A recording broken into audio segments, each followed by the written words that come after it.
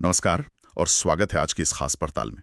हमारे पास देखिए 4 जुलाई की तारीख से जुड़े कुछ ऐतिहासिक दस्तावेज हैं, कुछ नोट्स हैं। हाँ, 4 जुलाई सुनने में तो सीधा अमेरिका का स्वतंत्रता दिवस लगता है। बिल्कुल, ज्यादातर लोग यही सोचते हैं, लेकिन आज हम यही देखने वाले हैं कि कैसे ये एक अकेली तारीख मतलब दुनिया के अलग-अलग कोनों में कितनी अलग-अलग पर अहम घटनाओं की गवाह बनी है। यानी सिर्फ आजादी की घोषणा नहीं। नहीं, बिल्कुल नहीं। आजादी की घोषणाएं तो हैं ही, पर साथ में युद्ध के मोड़ भी हैं, तकनीकी कदम भी हैं और कुछ आध्यात्मिक पल भी। दिलचस्प। तो कहाँ से शुरू करें? तो चलिए इन स्रोतों में थोड़ा और गौर से देखते हैं और समझने की कोशिश करते हैं कि 4 जुलाई अपने आप में क्या-क्या समेटे हुए हैं। जाहिर है शुरुआत तो सबसे मशहूर घटना से ही करनी होगी।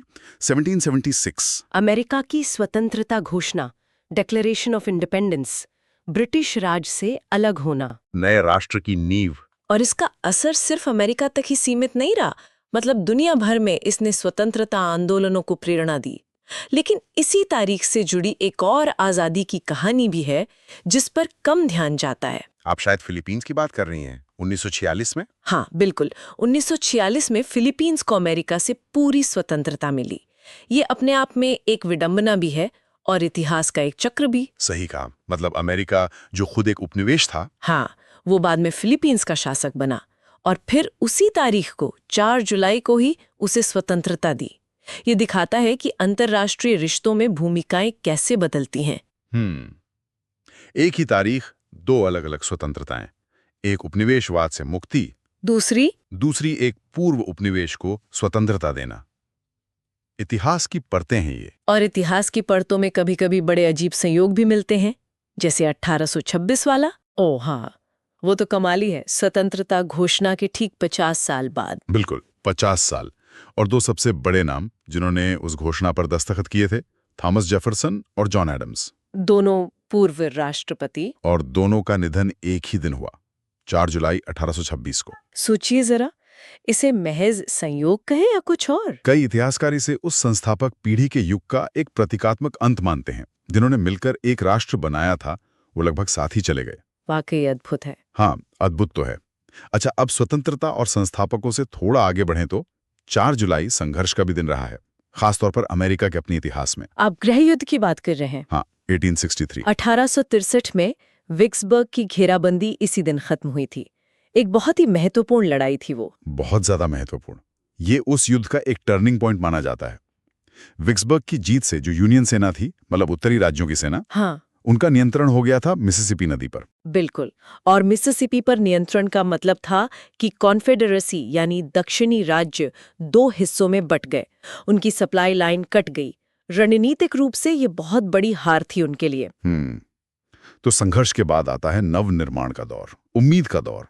1881 में 4 जुलाई को ही एक और अहम शुरुआत हुई। अच्छा, 1881 में क्या? अलाबामा में टस्कीगी इंस्टीट्यूट की स्थापना हुई। ओ हाँ, बुकर टी वॉशिंगटन, बहुत बड़ा नाम है अफ्रीकी अमेरिकी इतिहास में। बिल्कुल, और ये संस्थान खास तौर पर अफ्रीकी अमेरिकियों के लिए था। उन्हें व्यवहारिक और व्यावसायिक शिक्षा देने पर इसका जोर था। हाँ, और ये उस समय की बहुत बड़ी जरूरत थी।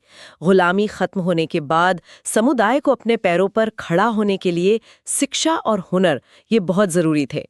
टस्कीगी जैसे संस्थानों ने इसमें बहुत बड़ी भूमिका निभाई। सही। शिक्षा के साथ साथ अगर हम नवाचार या तकनीक की तरफ देखें तो 1910 में भी 4 जुलाई को कुछ अनोखा हुआ था। 1910? क्या हुआ था? एक रेस हुई थी न्यूयॉर्क से फिलाडेल्फिया तक। रेस किस चीज की? हवाई जहाज और ट्रेन के बीच। अरे वाह, हवाई जहाज बनाम ट्रेन। हाँ, तो कौन जीता? हवाई जहाज।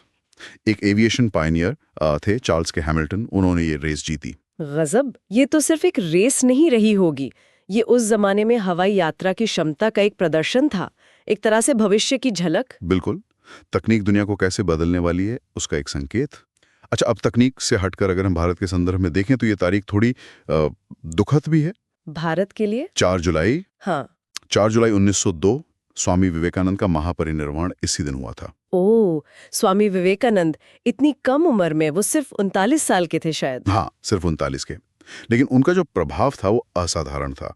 उन्होंने भारतीय दर्शन को, खासकर वेदांत और योग को, पश्चिम में एक नई पहचान दिलाई। और रामकृष्ण मिशन की स्थापना भी की। उनका काम तो आज भी मतलब दुनिया भर में लाखों लोगों को प्रेरणा देता है।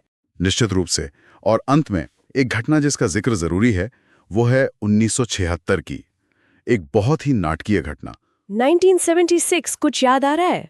Operation Entebbe. बिल्कुल सही, ऑपरेशन एंटेबे।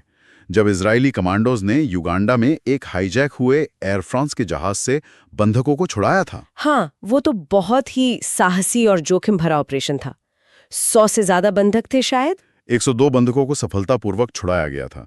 ये उस दौर में बढ़ते हुए अंतर्राष्ट्रीय आतंकवाद के माहौल में एक बहुत बड़ी घटना थी। हाँ, इसने दिखाया कि देश अपने नागरिकों के लिए किस हद तक जा सकते हैं, और इसका असर भी काफी हुआ था अंतर्राष्ट्रीय कूटनीति पर, एंटी टेररिज्म रणनीतियों पर। तो इन सब घटनाओं को अगर हम एक साथ देखें, अमेरिका की आज़ादी, फिलीपींस की आज़ादी, जेफरसन और एडम्स का जाना, विक्सबर्ग, टस्केगी, वो हवाई जहाज की race, Swami Vivekananda, operation Entebbe, ये सब 4 जुलाई को हुआ। ये कमाल की बात है। मतलब ये सिर्फ अमेरिका का स्वतंत्रता दिवस नहीं है, ये तारीख तो जैसे वैश्विक इतिहास का एक चौराहा है।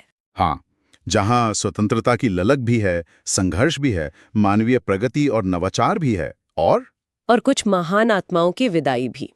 सबसे दिलचस्प बात यही है कि कैसे कैलेंडर की एक अकेली तारीख अलग अलग संस्कृतियों में अलग अलग समय पर इतने विविध, इतने अलग तरह के ऐतिहासिक वजन उठा सकती है। सही कहा।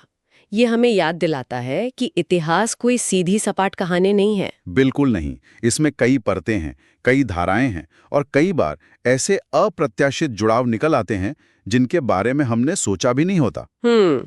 तो शायद सुनने वालों के लिए यहाँ एक सोचने का बिंदु ये हो सकता है कि क्या कैलेंडर की और भी तारीखें हैं जो इसी तरह के अनजाने, अप्रत्याशित ऐतिहासिक संगम अपने अंदर छिपाए हुए हैं? हाँ, और ये भी कि कैसे अलग अलग जगहों और अलग अलग समय पर घटी ये घटनाएं, जो शायद पहली नज़र में बिल्कुल असंबद्ध लगें, वो मिलकर हमारी आज की दुनिया को कैसे आकार देती हैं।